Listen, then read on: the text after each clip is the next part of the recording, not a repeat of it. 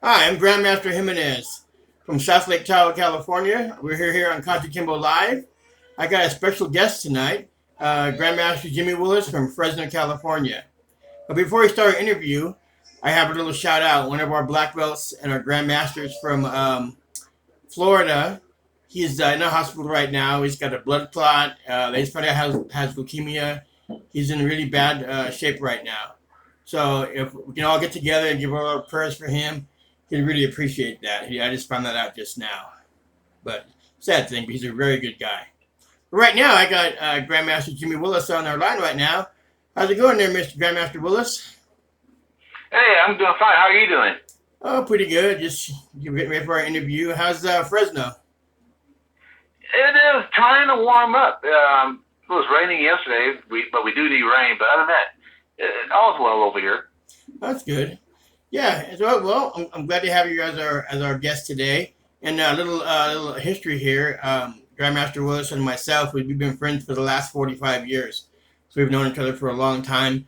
We started Kajukenbo together with Senior Grandmaster Vargas, and then went to Gaylord, and so on and so on. So we have a lot of history right here. But We do. yeah, give me an example. How long have you been in the when did you start the martial arts? 45 years ago, to be exact. And I met you 2 days after I turned 16. That was my 16th birthday. Yeah. I was able to join Kajukenbo. Oh, that's good. What made you pick Kajukenbo as for your martial arts style? The self-defense, both hands and feet. I think it's the ultimate self-defense system. I went around and watched Beyond You and other schools before I went to Kajukenbo, the gaylords method. Mm-hmm. And I saw it and I fell in love with Kajukenbo. Yeah. And I've been here ever since. That's great. I've been the same thing. I started out with Luke Suk-Hu Gun Fu and went to Praying Mantis with Brendan Lai. And then, but when I got into Kajukenbo, there was nothing else like it. It was just like an eye opener, and there I spent the rest of my life in Kajukenbo. But now I know you can compete a lot. What was your motivation for competing a lot? My motivation was to be the best that I could be, or better than I was yesterday, and have people like you and other Eric Lee and other cops, people like that before me, and or during my time as well, who competed. I always wanted the match their level. Yeah. And you're one of my motivators. You're one of my best friends and motivators as well. Oh, likewise. I couldn't lose because if I lost, I would hear from you. I hear you making jokes. All the way home. So, all the way home. All the way home. So I had to make sure I won. Well, you did. You had a whole wall of trophies and stuff. And yeah, because I remember a while back, this is years ago, we were competing at Alan Reyes' tournament. And we were fighting on teams. And of course, we took first place. And I remember both our skins of our feet were all worn off on the floor because it was a pretty rough match. Oh, yeah. Yes, I remember that. Yep. And then my mom and dad took us out to Chinese restaurant, the Silver Dragon in Oakland. After that was a good time. I mean, good time. Oh yeah, and if you're competing, I had your back, and likewise, you had mine. It was just a good thing back then. But give me an example. What's the most disappointing part of martial arts do you have?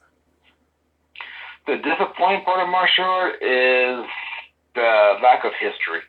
The lack of history from teacher to student, the disciplining, the honesty, the integrity.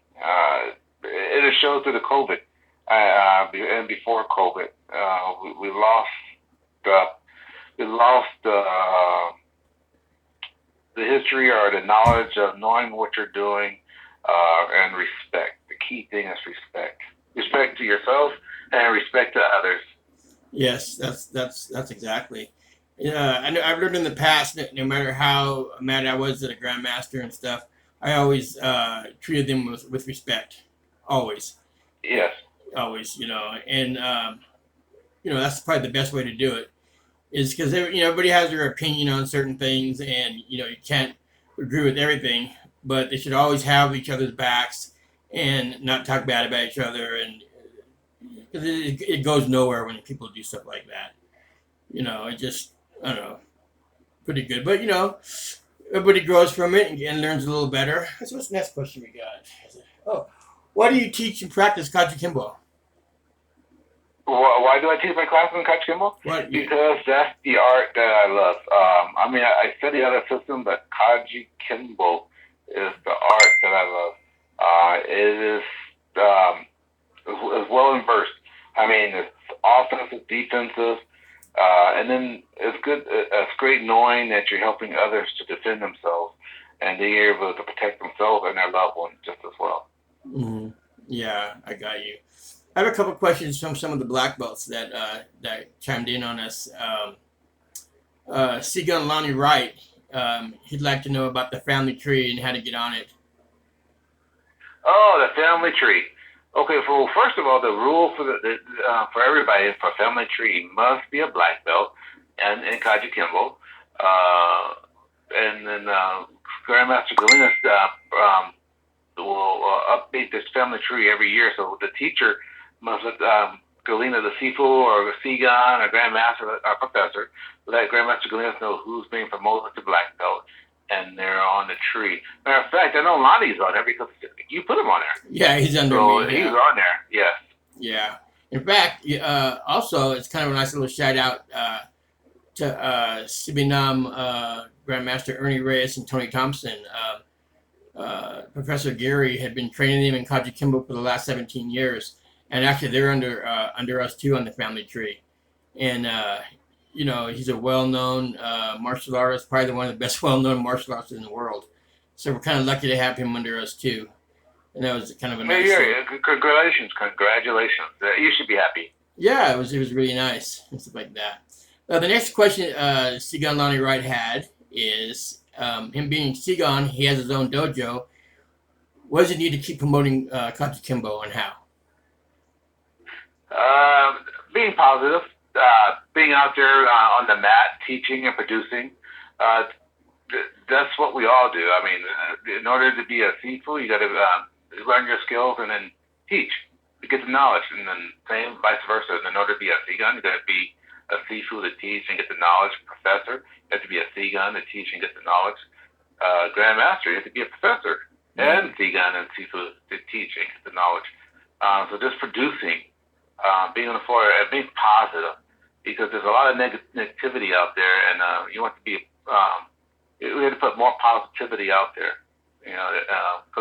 Society as a whole is kind of in a dark space right now. So just produce, be positive, the light shines. That's right. Okay, next question I got is from Sifu Alex Shepard. He knows you've been in a couple movies, and he'd like to know how you got into the couple of movies you were in. How did I get a couple of movies? Oh, I got lucky. Do what you're doing. I did it in, I got popular in doing martial arts in Texas, doing kata, weapons and fighting. So I can't think of the guy's name. He did a ninja bike, Shikobi, or he did a movie called Pray for Death. He did all the ninja movies back in the 80s. I can't think of his name right now. But I met him in San Antonio, Texas, and one day I was like, hey, I can do this too. I do weapons, I can fight, I like to get in the movies. And he introduced me to his agent, and his agent introduced me to another person who told me I need to get into acting school. So I did a little acting, Casablanca, the acting, modeling, and talent agency. And I went there and got in there and been just cost. Like, did a couple movies, did a couple commercials. Nothing like Mark DeCosco, yeah. Mark, he really succeeded.